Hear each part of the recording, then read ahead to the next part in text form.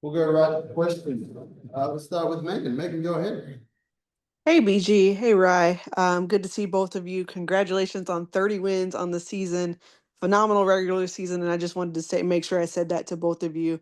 Rye, this question is for you. Since BG came to the Atlanta Dream from training camp early on, there was a different feel about this team, and I think a lot of it started with her leadership. Can you just speak to what she's meant to you throughout the season? I knew you were gonna say something. No, just bringing her in, ton of experience. So, obviously she does have her childish moments, but we always look for her and something to say. We want to be a championship team, and she's been on many of those.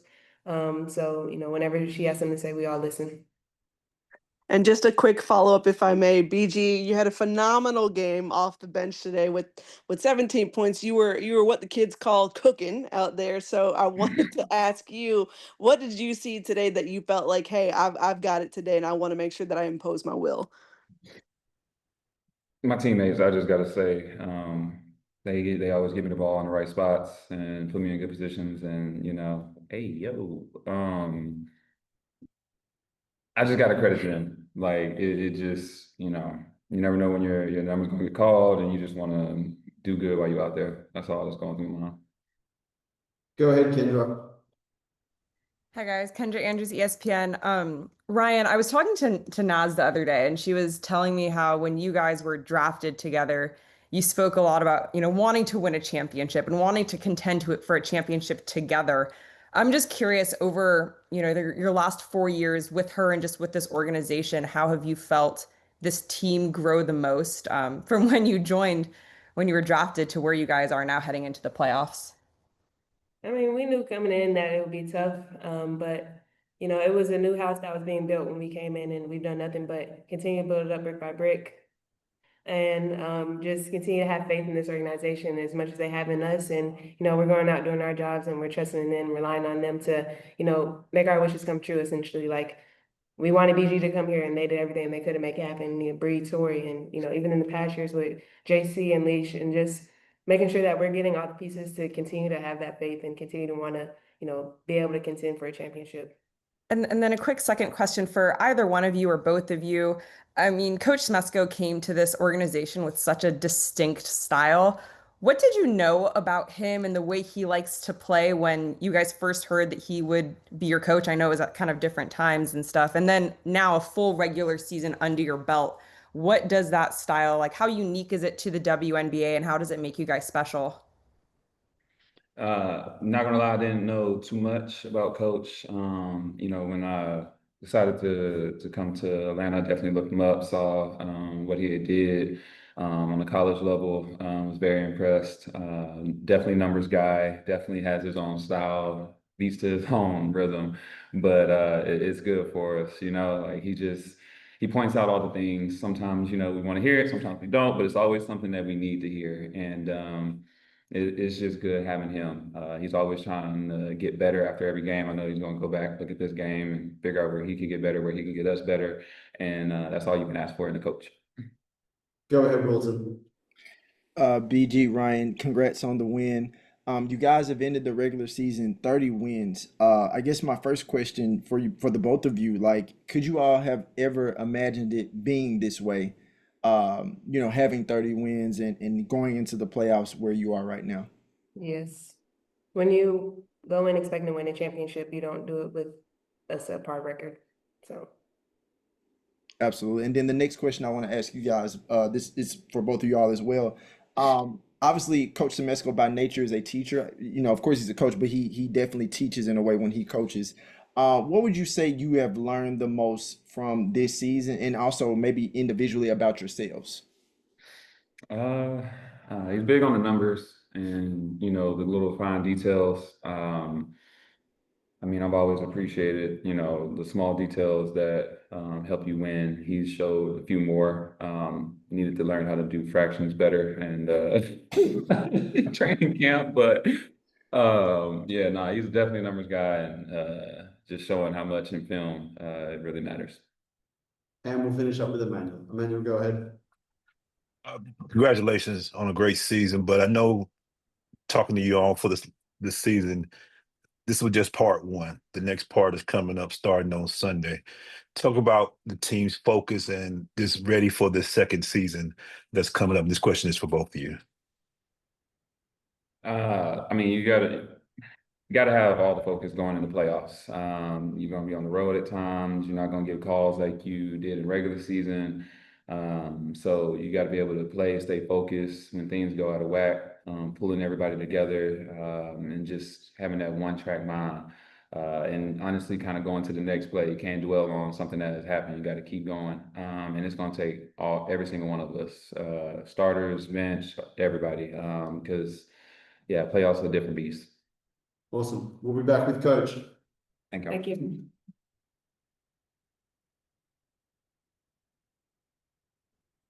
Any moment that stands out, any moment to you that stands out as, hey, I learned something about myself this season that I didn't know before. Well, I don't know that I can think of anything that would kind of fit that category. You know, I just try to keep my head down and keep working and try to, evaluate each game and figure out how we can get better. Now you don't know who you're going to play. You just know you're going to be playing a great team, and it's the playoffs. And I think we have a team that's capable of advancing. So you really just want to make sure that you're paying attention to all the details to help the team the best you can. And just a quick follow up for me, BG had a fantastic game off the bench today. It's something that we've talked about all year with her and her leadership. Can you just speak to who she's been as a leader for this team and being an anchor for your roster? Yeah, I mean, BG is so well respected, not just within our team, but through the whole W. So when she speaks, everybody listens, and she's been doing a great job for us coming off the bench and being a spark right away. And the last couple games, I think she's just been outstanding. She's kind of playing her best basketball of the year, which is perfect timing. And it was nice today that we could put her in, and if we needed a basket, we could go to her. And she was doing a great job finishing, and she's been outstanding all year long as a leader and someone that the rest of the players really look up to. Go ahead, Emmanuel. Coach, congratulations on a fantastic season. But the one thing I've noticed about you all year, you've kept the message the same. And this is just part one, and part two starts on Sunday. Tell me about how long you will be I know you coach, you're probably already going to be watching film tonight, but how quick are you going to be ready to prepare for the game on Sunday? Well, we'll be watching film on the flight home here. You're right about that. So we can clean up some things that we saw in the game today. But we don't really know who we're going to play. We won't know until sometime tomorrow night. So there'll be preparation for all three possibilities. And then as soon as we know for sure, our focus will kind of narrow to that one team, whoever it is. Go ahead, Kendra. Kendra, if you're on mute, let me try this. Try that. Thank you. Appreciate that. Can you hear me now? Yep, Yep. I got you. It's good to see you, Coach. As you're talking about prepping and all the film that you have watched and are going to watch, what is an area that you really want to see your team either continue to do that you feel that you've excelled at throughout the season, and an area that you want to hone in on a little bit more and maybe see some improvement there? Well, I thought, especially like that first quarter, we really had the ball moving. It was going side to side. The ball speed was excellent. And, we were getting the kind of shots that we want. And that's when we play our best, when we're really moving the ball, sharing it, and then executing actions. I thought defensively in the first half, we were really good. And we've been better the second half of the season, but that's the side of the ball that you know, if you lose focus just a little bit or you lose intensity just a little bit, these teams are too good. They make you pay every time. So I'm just hoping that we can have the discipline to really 4 quarters, every single possession. You know, there'll be defensive mistakes, but let's not have it be where we're just not paying attention to something or we miscommunicate something. We want to make sure that we're really locked in to make these teams earn every point. I've heard that throughout the season, as you've gotten to know this new group of women that you're coaching, you've tried to learn some of their lingo, pick up on some of their habits. We'll say what's especially from Tahina Pow Pow, what's one piece of her lingo or anything that you've picked up on that maybe just 9 months ago you had no clue, had never heard it before? Well, there's a lot of things they say that I have no idea what they're saying, but I don't really remember them because I don't really repeat them. So, but I can't remember what it was, but I know Pow Pow asked me one word if I knew what it meant, and I said yes, but I'm sure I was wrong because I was thinking of the actual word, and I'm sure she Right. had a different meaning for that word, but I can't remember what it was. Thanks. Go ahead, Wilson. Coach, I have two questions for you. One, specifically that third quarter, after that third quarter going into the fourth, what was your message to your team? Because you kind of just alluded to it that, you know, there were some defensive breakdowns. Obviously, Connecticut came out with a little bit more fire and energy to get back in the game. What was your message to them? Well, one, we, you know, had to quit fouling. That was a big one. Like they shot 17 free throws in the third quarter. That's a game's worth of free throws in 1 quarter. So we just weren't as locked in defensively as we needed to be. And then they start pressing, and we needed to use a timeout just to get organized and talk about how we were going to break that. And I thought we did a better job after the timeouts of executing against that. But you know, we just kind of wanted to get back to playing where at least we were competing and making them earn everything. They, you know, they have some really good, talented players that are capable of really going off, and you know, that third quarter shows what they're capable of doing. One quick follow-up.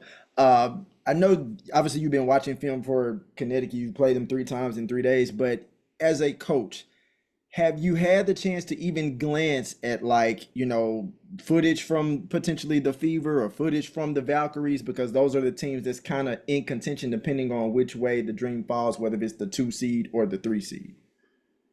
Yeah, we've been watching them and we've already been preparing for them. Like we definitely wouldn't want to go in tomorrow and just start the preparation. You have to get a head start on these things so that, you know, when you do find out, then you can just add a little to it. But you know, essentially, other than their last games that they're playing, we're up to date on what they've been doing and been paying attention and trying to already have a game plan in place when we find out who it is that we're actually playing. Emmanuel, did you have one more? Yeah, everybody only got 2 questions, so I just want to get one more, Coach. If you can, a phrase or a word, describe the 2025 regular season for the Dream.